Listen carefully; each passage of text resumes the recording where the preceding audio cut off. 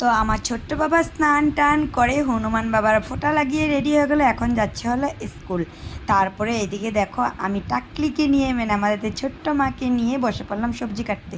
আজকে তো মঙ্গলবার, তো নিরামিষ হবে। এদিকে দেখো থোর রান্না হবে, পটল রান্না হবে, আর এদিকে বড় বাবা পুজো দিয়ে হনুমান মন্দির থেকে প্রসাদ নিয়ে আসলো।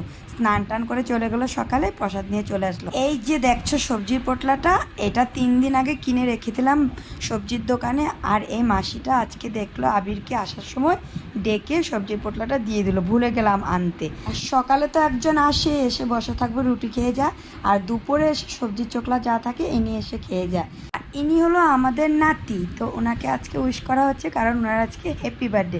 আর মজাটা দেখবে এখন, এই যে এটা আমার তরফ থেকে গিফট। ওই দেখো চলে গেল দৌড়ে, লজ্জা পেয়ে।